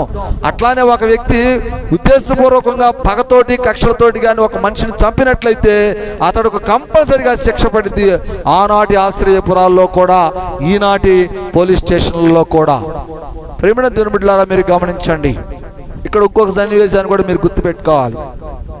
అయితే ఇక్కడ కొన్ని విషయాల్లో ఇప్పుడు మనం గమనించినట్లయితే కొన్ని విషయాల్లో ఆనాడు మానవుడు ఆశ్రయపురాల్లో కావచ్చు, ఈనాడు స్టేషన్లో కావచ్చు వెళ్ళి ఏం కాపాడుకుంటున్నాడు? తన శరీరాన్ని కాపాడుతున్నాడు. అంతేనా? ఒక వ్యక్తిని కొట్టినప్పుడు వాళ్ళు వచ్చి ఈ శరీరాన్ని కొట్టి కొడతామో ఇబ్బంది పెడతామో చేస్తారు. అంతేనా కాదండి? తన శరీరాన్ని కాపాడుకోవటానికి ఆశ్రయపురాలను ఏర్పాటు చేసుకున్నాడు మానవుడు. ఆనాడు ఈనాడు పోలీస్ స్టేషన్లు ఏర్పాటు చేసుకున్నాడు తను కాపాడుకోవటానికి. అయితే ఇప్పుడు మెయిన్ సబ్జెక్ట్ మీకు చెప్పబోతున్న అసలు విషయం ఏంటంటే ఇదే. ఇక్కడ మనకు కావాల్సినటువంటి దేవుని యొక్క ఆరాధనలో కావాల్సింది అది కాదు, అది మీకు ఇంట్రడక్షన్. ఇప్పుడు మెయిన్ సబ్జెక్ట్ చెప్తున్నా. హెబ్రీలకు రాసిన పత్రిక 12వ అధ్యాయం ఒకసారి తీయండి. కొత్త నిబంధన. అంత గొప్ప సాక్ష్యము, చదువు కరెక్ట్ చదువు. గొప్ప సాక్షి సమూహము మేఘము వలె మనలను ఆవరించి ఉన్నందున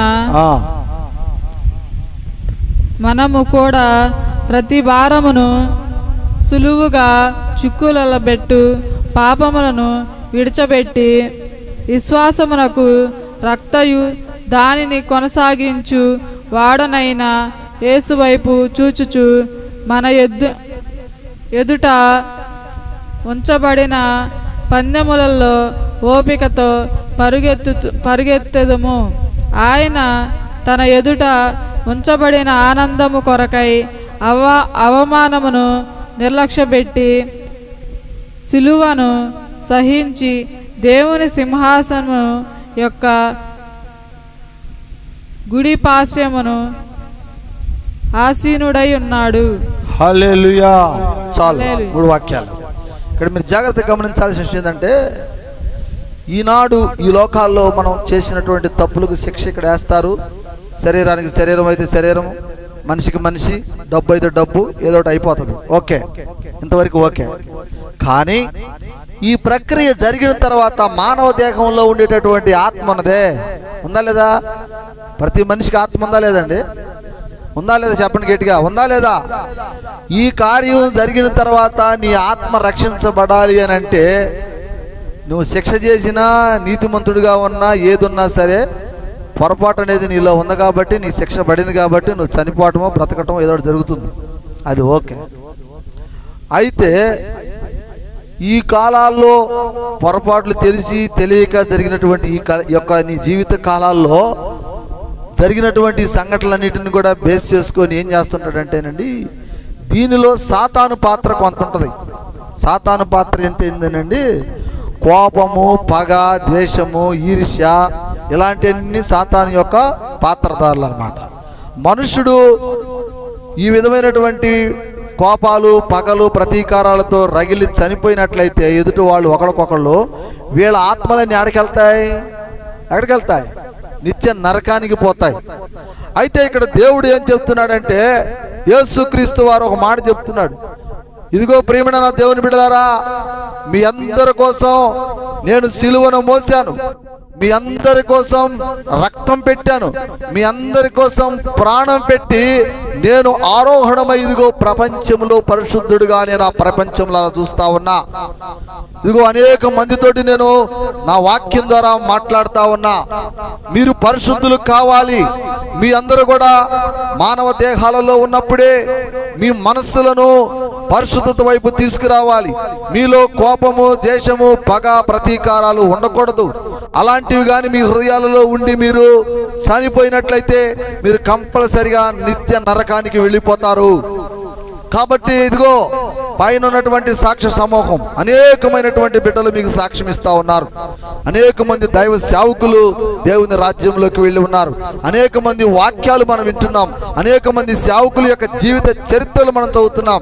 గమనించినట్లయితే అబ్రహాము, ఇస్సాకు, యాకోబు, దానియేలు, ఇటు వస్తే పౌలు గారు, అటు చూస్తే మరి చాలా మంది మనకి మన గ్రంథంలో ఉన్నారు. వీళ్ళందరినీ ఆదర్శంగా చేసుకోండి. వీళ్ళందరూ నీతి కొరకు, న్యాయం కొరకు ప్రాణం పెట్టిన వాళ్ళు, అసత్య మార్గాలను విడిచిపెట్టిన వాళ్ళు, మంచి సమూహముతోటి ఇదిగో దేవుని రాజ్యాన్ని స్వతంత్రించుకోవటానికి ఆ యొక్క పరదైసులో మనందరి కోసం ఎదురు చూస్తా ఉన్నారు. మీరు ఊర్ధముఖంగా వారి వైపు చూసి పరిగెత్తండి. ఎలాగంటే నీతిని, న్యాయమును జరిగించుటకు పరిగెత్తండి. పగా ప్రతీకారాలను మీరు విడిచిపెట్టండి. సత్యమునే మీరు ఆచరించండి. అసత్య మార్గాలను మీరు విడిచిపెట్టండి అని చెప్పి వాక్యం ద్వారా చెప్తున్నాడు. ఇక్కడ ప్రియమైన దేవుని బిడ్డలారా గమనించాలి. అంటే ఇక్కడ ఈ వాక్యాన్ని మీకు ఎందుకు ఇప్పుడు వివరిస్తున్నానంటే, ఈ లోకంలో ఆశ్రయపురాల్లోకి వెళితే నీ దేహం మాత్రమే రక్షించబడుద్ది.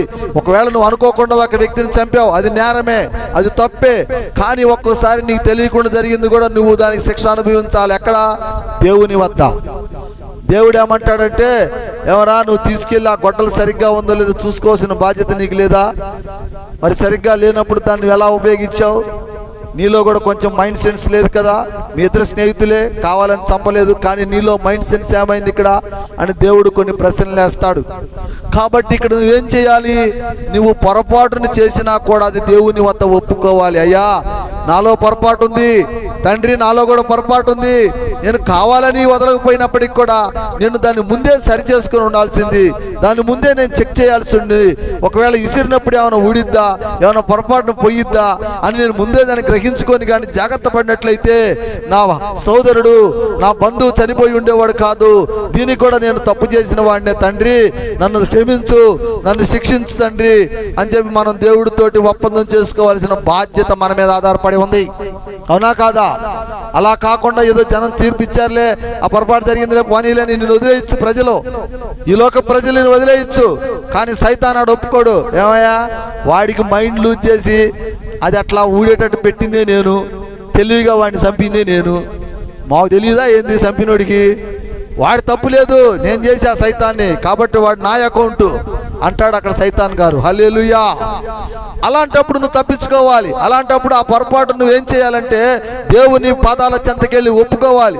ఆయన సన్నిధిలోకి వెళ్ళి, యేసు మందిరంలోకి వెళ్ళి నువ్వు ఒప్పుకోవాలి, కన్నీరు కార్చాలి. తండ్రి, నేను పొరపాటు చేశాను, అలాగా నేను చేయకుండా ఉంటే బాగుండేది, ఆ వస్తువుని నేను ముందే పరిశీలించుకుని ఉంటే బాగుండేది, నా అజాగ్రత్త వల్ల కూడా ఇది జరిగింది కేవలం అని చెప్పి మనం ఎప్పుడైతే దేవుడి కాడ మనం చేసినటువంటి తప్పును ఒప్పుకొని, పొరపాటును ఒప్పుకొని ఆయన దగ్గర మనం ఉన్నట్లయితే దేవుడు అంటున్నాడు, ఇదిగో నా యొక్క ఆ రక్తము చేత నిన్ను కడుగుతాను, నువ్వు వచ్చావు కాబట్టి, ఇదిగో నువ్వు చేసిన పాపాన్ని నా సిలువలో వేలాడదీస్తున్నాను, నీ శిక్షకు బదులుగా నేను శిక్ష పొందుతున్నాను ఇక్కడ అని చెప్పేసి దేవుడు మనకు ఒక ఆశ్రయపురమై ఉన్నాడు. ఇక్కడ ఎవరు? హల్లెలూయా. ఎవరు? యేసుక్రీస్తు వారు మనకి ఆశ్రయపురమై ఉన్నాడు. అంటే మనం ఈ దేహాన్ని కాపాడుకోవటమే కాదు, మన ఆత్మను కూడా కాపాడుకోవాలి, మన ఆత్మను కాపాడుకోవాలంటే నిజంగా నిజాయితీగా నువ్వు చేసినటువంటి తప్పుని దేవుని మందిరంలోకి వెళ్ళి, దేవుని యొక్క ఆరాధనా మందిరంలోకి వెళ్ళి మోకాళ్ళేసి కన్నీటితో ఏడ్చి ఆయన కాడ సాగిలపడి ఒప్పుకోవాలి. ఒప్పుకున్నప్పుడు దేవుడు కనికరం మన మీదకి వచ్చి అప్పుడు మనం దీవించి ఆశీర్వదిస్తాడు. బిడ్డ, నువ్వు నిజంగానే చేశావు, పొరపాటున చేసింది సైతాన్ నాకు తెలుసు, నువ్వు వచ్చి నా సన్నిధిలో కూర్చొని ఏడ్చావు కాబట్టి ఈ తప్పుని నేను ఒప్పుకుంటున్నాను, నీ పాపాన్ని నేను మోస్తున్నానని చెప్పి యేసుక్రీస్తు వారు ఆడ ఒప్పుకుంటాడు. రేపొద్దున ఏం జరుగుతుంది మీరు గమనించండి. మనం అన్ని పాపాలు మనం బాగానే ఉన్నాం, అంతా బాగానే ఉంది. రేపొద్దున మనం చనిపోతాం. చనిపోయిన తర్వాత మన ఆత్మ వెళ్ళేటప్పుడు సైతాను వచ్చి అడుగు పడతాడు. ఇతడు ఒకప్పుడు ఇట్లా చేపించాడు, దీనికి కారకుడు నేనే దాన్ని లూజుగా పెట్టాను, వాడికి తెలియకుండా పెట్టా, అందుకే పోయి వాడిని కొట్టి చంపేసింది, ఎందుకంటే వాడిని వీడిని నరకాన్ని తీసుకెళ్లాలని పెట్టా అని ప్లాన్ చేసి చెప్తాడు. అప్పుడు దానికి యేసుక్రీస్తు వారు అంటాడు, సైతానా ఆగు, నువ్వు చేసిన కుట్రను మా వాడు గమనించాడు, నా కాడకు వచ్చాడు, నా మందిరంలోకి వచ్చాడు, నేను తప్పు చేశాను తండ్రి అని ఏడ్చాడు, కన్నీరు కార్చాడు నా కొరకు, అందుకే వాడి పాపాన్ని నా శిలువలో మోపా. హల్లెలూయా. ఎక్కడి నుంచి వెళ్ళిపోవాలని గద్దిస్తాడు. హల్లెలూయా. ఒకవేళ నువ్వు యేసు క్రీస్తుని ఆశ్రయంగా తీసుకున్నట్లయితే ఏముంది, ఈ గ్రామ ప్రజలు, ఈ పోలీస్ స్టేషన్లో ఈ ఉన్నత అధికారులు అందరూ కూడా నాకు సపోర్ట్ చేశారులే, నేను చేసిన తప్పు కాదు అన్నారులే అని ఒకవేళ నువ్వు 20 వీగావనుకో, రేపు నీకు వచ్చేటటువంటిది ఏంటో తెలుసా? దేవుని ఉగ్రత నీ మీదకు వస్తుంది. దేవుడు నిన్ను చూస్తుంటాడు పైనుండి. వీడిలో తగ్గింపు జీవితం లేదు, వీడిలో తగ్గింపు లేదు కాబట్టి వీడు సైతానికి అప్పచెప్పబడతాడు, చివరికి అనుకుని నెలకొండా ఉంటాడు. అదే మీరు గమనించాల్సిన విషయం, ఇక్కడ జాగ్రత్తగా గమనించాలి. యేసుక్రీస్తు వారిని మనం ఎందుకు ఆశ్రయించాలంటే తెలిసి తెలియక చిన్నతనంలో కావచ్చు, పెద్దతనంలో కావచ్చు, మనం పొరపాటు చేస్తూ ఉంటాం. చేసినటువంటి తప్పులకు మనం దేవుని సన్నిధిలోకి వెళ్ళి కూర్చొని క్షమాపణ అడగాలి, మోకాళ్ళేసి ఏడవాలి, ఆయనతో మనం సాగిలపడాలి. ఆశ్రయమైనటువంటి యేసుక్రీస్తు వారు మనకు రక్షణిస్తానికి సిద్ధంగా ఉంటాడు. ఒకవేళ అలాంటి స్థితిలో నువ్వు లేకుండా ఉన్నట్లయితే ఈ లోకం నిన్ను కాపాడిదేమో కానీ దేవుని రాజ్యానికైతే నువ్వు స్వతంత్రుడు కాలేవు. హల్లెలూయా. ఇది ఒక విశ్వాసికే కాదు, ఒక సేవకుడికైనా అందరికీ వర్తించేటటువంటి మంచి ఉద్దేశమైనటువంటి వాక్యం. ఇంకొక వాక్యం చూపించి ముగిస్తా. హల్లెలూయా. ఫిబ్రవరికి రాసిన అదే పత్రికలో 10వ అధ్యాయానికి రా. ఇందాక 12 చదువుతున్నాం, వెనక్కి 2 అధ్యాయాలు. యేసుక్రీస్తు యొక్క శరీరము ఒకసారి అర్పించబడి చేత ఆ చిత్తమును బట్టి మనము పరిశుద్ధపరిచి ఉండాము. మరియు ప్రతి యాజమాన్యుడు దినదినము సేవ చేయుచు పాపములను ఎన్నటికి తీసివేయలేని ఆ బలులనే మాటి మాటికి అర్పించుచుండును. ఈయనైతే పాపములను నిమిత్తమై సదాకాలము నిలుచు ఒక బలిని అర్పించి అప్పటి నుండి తన శత్రువులు తన పాదములకు పారపీఠముగా చేయబడు వరకు కనిపెట్టుచు దేవుని కుడి పార్శ్వమునకు ఆసీనుడాయెను. హల్లెలూయా. అంటే ఇక్కడ వాక్యాన్ని మీరు చాలా జాగ్రత్తగా గమనించండి. యేసుక్రీస్తు వారు మన కొరకు ఒకేసారి బలి అయిపోయాడు. కానీ ఆనాటి కాలాల్లో, మోషే కాలాల్లో, తర్వాత కాలాల్లో కూడా ఏం జరిగిందంటే ఈ యొక్క పాప బలిహారార్థాలు ఏర్పాటు చేస్తూ ఉంటారు. పాపం చేసిన వాళ్ళకి మరి మూగజీవుల చేత బలించటము, ఆవులు, గేదెలు, వీటన్నిటి చేత రోజుగా బలి అర్పణ చేస్తూ ఉంటారు. ఏనాటి కీడు ఆనాటికే, ఏనాటి శని ఆనాటికే అన్నట్టుగా చేస్తూ ఉంటారు. అంటే ఆనాటి రోజుల్లో ఏం చేసేవాళ్ళు అంటే ఉద్దేశపూర్వకంగా చేసిన పాపాలు కావచ్చు, అనుకోకుండా జరిగిన పాపాలు కావచ్చు, ఏటి గురించైనా సరే పాపానికి నువ్వు ఆడికి వెళ్ళి పరిహారార్థ బలి అప్పచెబితే పో నీ పాపం పోయింది పో అని చెప్పి అనేవాళ్ళు. అక్కడ అర్థమవుతుందా? ఏటేటా కార్యక్రమాలు జరుగుతూ ఉంటాయి. కానీ యేసుక్రీస్తు వారు అలాగ కాదు. ఈయన ఎందుకు కాదు అని అంటే మీరు గమనించండి ప్రియమైన దేవుని బిడ్డలారా, ఈ పాప పరిహారార్థ బలి అనేటటువంటిది ఏంటంటే ఈడ ఒకని పాపము కొరకు ఒక మూగజీవి ప్రాణం అర్పించబడతా ఉంది.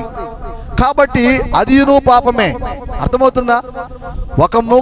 ఒక వ్యక్తి పాపమునకు ఒక మూగజీవి ప్రాణము అర్పించబడుతుంది. ఈ మూగజీవి చనిపోతూ స్వచ్ఛందంగా ఇదిగో పలానా వ్యక్తి కొరకు నేను చచ్చిపోతున్నాను తండ్రి, కాబట్టి అతని పాపాన్ని తీసివేయి అని ఆ మూగజీవి చెప్పి చనిపోతుందా? ఏడుస్తా కన్నీరు కారుస్తా చచ్చిపోతుందా? మీరు గమనించండి ఒకసారి. ఒక వ్యక్తి ఒక జీవిని మనం చంపుతా ఉంటే అది వెళ్ళి మౌనంగా నిలబడి అబ్బాయి రా చంపు అని నిలబడిద్దా? గొర్రె మేక నిలబడిద్దా? ఆవు నిలబడిద్దా? నిలబడదు. తన ప్రాణాన్ని కాపాడుకోవాలని దేవుడితో కన్నీటితో ఆర్తనాదాలతో అరుస్తూ ఉంటది. అయినా కూడా మనుషుడు కఠిన హృదయం కలిగి దాన్ని తెచ్చి వాని పాపము కొరకు దీనిని సంహరిస్తున్నాడు. అది ఇంకా ఘోర పాపము. హల్లెలూయా. అందుకే యేసుక్రీస్తు వారు అంటున్నాడు, ప్రియమైన దేవుని బిడ్డలారా, ఇదిగో నీ పాపం కొరకు, నీ పాపం కొరకు, నీ శాపము కొరకు ఏ మూగజీవి కాదు, స్వచ్ఛందంగా నేనే బలి అవుతున్నా. హల్లెలూయా. యేసుక్రీస్తు వారే తన శరీరాన్ని ప్రాణత్యాగం చేయడానికి ఇష్టపడుతున్నాడు. సర్వ మానవుల కొరకు, సర్వ మానవుల పాపముల కొరకు, సర్వ మానవుల రక్షణ కొరకు స్వచ్ఛందంగా క్రీస్తు వారే సిలువలో వేలాడబడటానికి సిలువ మోస్తున్నాడు. అదే అక్కడ ఆయన అంటున్నాడు, మీ అందరి పాపముల కొరకు పాపము లేనటువంటి నేను, పరిశుద్ధుడనైన నేను మీ కొరకు ప్రాణార్పణ చేస్తున్నాను.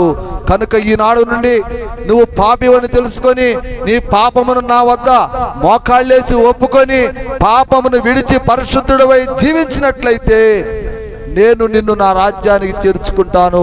ఆ అగ్నిగుండములో సైతాన్ వేసేటటువంటి ఆ యొక్క నిరంతరమైనటువంటి ఆ అగ్నిగుండములో నీ ఆత్మను పంపించను. నా రాజ్యములో పరిశుద్ధుల మధ్యలో నేను ఉంచుకుంటానని చెప్పేసి దేవుడు మనకి వాక్యం ద్వారా సాక్ష్యం ఇస్తా ఉన్నాడు. కనుక ప్రియమైన దేవుని బిడ్డలారా గమనించండి, ఏమిటంటే ఇక్కడ ప్రభు అయిన యేసు క్రీస్తు వారు స్వచ్ఛందంగా తన ప్రాణాన్ని మనకిచ్చాడు. అదే ఆయన ప్రకటిస్తున్నాడు, నేను నీ కొరకు ప్రాణం పెడుతున్నాను అని అన్నాడు. అలా మూగజీవి పెట్టగలుగుతుందా? ఒక మూగజీవి పెట్టిద్దా? ఒక మనిషి కోసం తన ప్రాణాన్ని పెట్టుద్దా? పెట్టదు.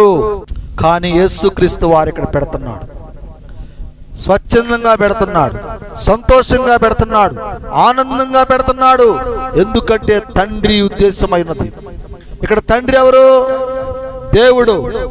దేవుడు కుమారుడైన యేసుక్రీస్తు వారిని భూమి మీదకి పంపి నా బిడ్డలైనటువంటి మనుషులందరి పాపములను సిలువలో మోసి, అలాగనే మరి వాళ్ళ పాపాలను కడగటానికి నీ రక్తము దారులుగా కార్చి సిలువలో మరణించాలి. జీసస్ యేసు అని దేవుని ఆజ్ఞ ఉన్నది. హల్లెలూయా. ఆజ్ఞను యేసుక్రీస్తు వారు తప్పనిసరిగా పాటించాడు. అందుకే మీరు గమనించాలి, యేసుక్రీస్తు వారి వలనే సర్వ మానవుల పాపములు తీసివేయబడతాయి. ఎందుకంటే ఆయన పరిశుద్ధుడై మన కొరకు ప్రాణం పెట్టి ఉన్నాడు. ఆయన పరిశుద్ధుడై మన కొరకు రక్తం కార్చి ఉన్నాడు. ఆయన స్వచ్ఛందంగా ప్రాణత్యాగం చేశాడు. ఎవరి బలంతం లేదు, ఎవరికి భయపడలేదు. తండ్రి ఆజ్ఞను శిరసా వహించాడు. కనుకనే మీరందరూ గమనించాలి, ఈనాడు ఈ లోకములో మనకు ఆశ్రయపురాలు మన శరీరాలను మాత్రమే కాపాడగలుగుతాయి. అదే యేసు క్రీస్తు వారిని నువ్వు ఆశ్రయపురముగా తీసుకుంటే, యేసునే నీ రక్షకుడుగా అంగీకరిస్తే, యేసు క్రీస్తువే నాకు ఆశ్రయం అనుకొని ఆయన సన్నిధికి నువ్వు చేరగలిగితే, ఆయన మందిరమునకు వెళ్ళగలిగితే, ఆయననే నువ్వు రక్షకుడుగా, ఆయనే నా ఆశ్రయపురముగా నువ్వు అంగీకరించినట్లయితే ఈ భూమి మీదే కాదు దేవుని రాజ్యానికి కూడా నువ్వు వారసుడు అవుతావు అని వాక్యం సెలవిస్తా ఉంది. హల్లెలూయా. ఒకసారి చప్పట్లు కొట్టి దేవుడు మహిమపరచును గట్టిగా. అర్థమవుతుంది అసలు వాక్యం? ఆశ్రయపురాలు ఈ లోకములో మానవ శరీరాన్ని మాత్రమే కాపాడుతున్నాయి. కానీ యేసే నీ ఆశ్రయపురం అయితే ఈ భూమి మీదే కాదు పరలోకములో కూడా నీవు ఆశ్రయం అయిపోతావు. పరలోకములో కూడా నీ ఆత్మకు రక్షణ కలుగుతుందని వాక్యం సెలవిస్తా ఉంది. కనుక ప్రియమైన దేవుని బిడ్డలారా మీరు గమనించండి, ఈ లోకములో మనము ఎవరిని ఆశ్రయం చేయాలి? ఎవరి వద్దకెళ్ళి మన పాపాలు కడుక్కోవాలి, ఎవరి వద్దకెళ్ళి మనం పరిశుద్ధులుగా మారాలి అని అంటే, ఇదిగో ఏ పాపము లేనివాడు పరిశుద్ధుడు, పరిశుద్ధాత్మను పొందుకున్నటువంటి వాడు ప్రభు అయిన యేసు క్రీస్తు వారినే నువ్వు ఆశ్రయపురముగా ఎంచుకోవాలని ఈరోజు నీకు వాక్యం సెలవిస్తా ఉంది. కాబట్టి అర్థమైందా వాక్యము? ఆశ్రయపురాలు ఈ లోకంలో మోషే పెట్టిన ఆశ్రయపురము మనుషుల యొక్క శరీరాలను మాత్రమే కాపాడగలిగింది. వాక్యం అర్థం చేసుకోండి. కానీ యేసునే నువ్వు ఆశ్రయపురంగా ఉంచుకుంటే నీ శరీరమే కాదు, నీ శరీరంలో ఉన్న ఆత్మ కూడా ఆశ్రయము పొందిద్ది.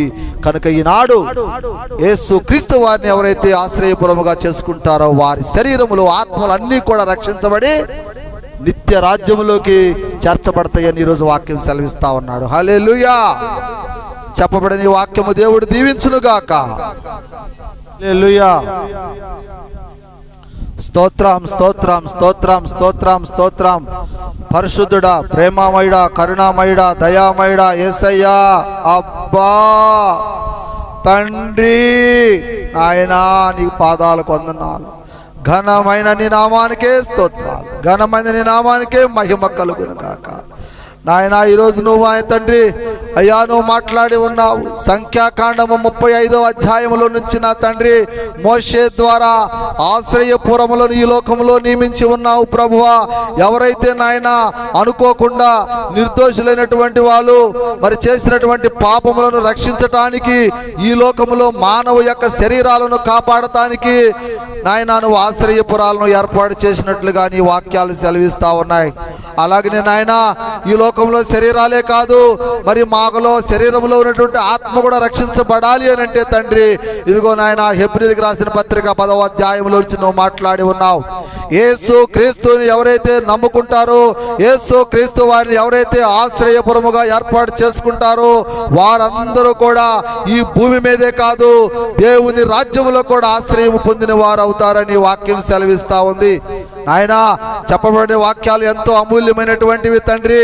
మనుషులు పగ ప్రతీకారాలతో ఈ భూమి మీద జీవించకూడదని దేవుని యందు ఆశ్రయము పొంది దేవుడిచ్చేటటువంటి వాక్యానుసారంగా ప్రేమ, మంచితనము, మానవత్వం కలిగి, జాలి కలిగిన హృదయము కలిగి, క్షమించే మనస్సు కలిగి ఉండాలని, ఒకరి పట్ల ఒకరు ప్రేమానురాగాలుగా ఉండాలి తప్ప పగ కక్షలతో ఉండకూడదని అయ్యా నీ వాక్యం సెలవిస్తా ఉన్నది. కనుక తండ్రి అనుకోకుండా జరిగేటటువంటి కార్యక్రమాలు, అనుకోకుండా జరిగేటటువంటి తప్పులను నాయన పగలగా చేసుకొని మనుషులు చనిపోతున్నారని, అలాంటి పగ ప్రతీకారాల్లో మానవుడు ఉండకూడదని నీ వాక్యం ఈరోజు బోధించావు. అలాగనే ఈ భూమి మీదే కాదు నీ రాజ్యములోని కూడా స్వతంత్రించుకోవాలి అని అంటే ఇదిగో ప్రభు అయిన యేసు క్రీస్తు యొక్క ఆశ్రయమే ప్రతి మానవుడికి మరి మార్గదర్శమై ఉన్నదని నీ వాక్యం సెలవిస్తా ఉన్నది. కనుక నాయన చెప్పబడినటువంటి ఈ వాక్యం అంతా కూడా ప్రభువా అయ్యా నీ బిడ్డలతో నువ్వు ఎంతో ప్రేమతోటి, ఓర్పుతో, సహనంతో వివరించి ఉన్నావు. పరిశుద్ధాత్మ దేవుడా నీకు స్తోత్రాలు చెల్లించుకుంటున్నాను. అలాగనే వచ్చినటువంటి ప్రతి బిడ్డను మీరు దీవించండి నాయన, ఆశీర్వదించండి నాయన. అలానే ప్రతి హృదయంలో ఈర్ష్య, ద్వేషము, పగలు, ప్రతీకారాలు తీసివేయండి ప్రభువా. ప్రతి ఒక్కరికి మంచి మనసును దయచేయండి, ఓర్పును దయచేయండి, ప్రేమను దయచేయండి.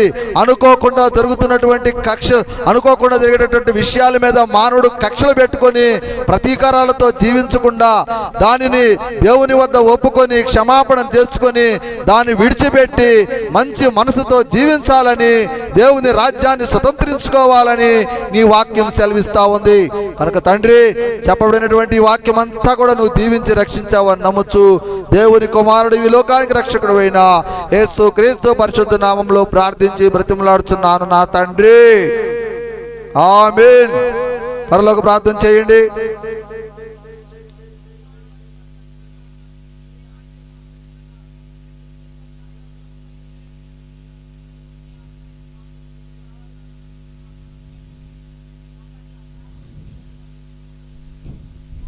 చేయాలా, అందరూ చేయాలా.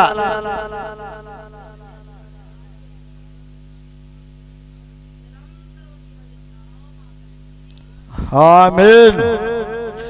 తండ్రి అయిన దేవుని ప్రేమ, కుమారుడైన యేసుక్రీస్తు వారి యొక్క కృప, పరిశుద్ధాత్మ అన్యోన్య సవాసము కూడి వచ్చిన మనందరికీ, అలానే గ్రామంలో ఉన్న ప్రతి కుటుంబమునకును, అలాగనే శబ్ద యంత్రం ద్వారా వినుచున్నటువంటి ప్రతి బిడ్డకును, లైవ్ ద్వారా చూస్తున్న ప్రతి ఒక్క బిడ్డకును సదాకాలం తోడయుండి నిత్యంతం పరలోకం వరకు నడిపించును గాక.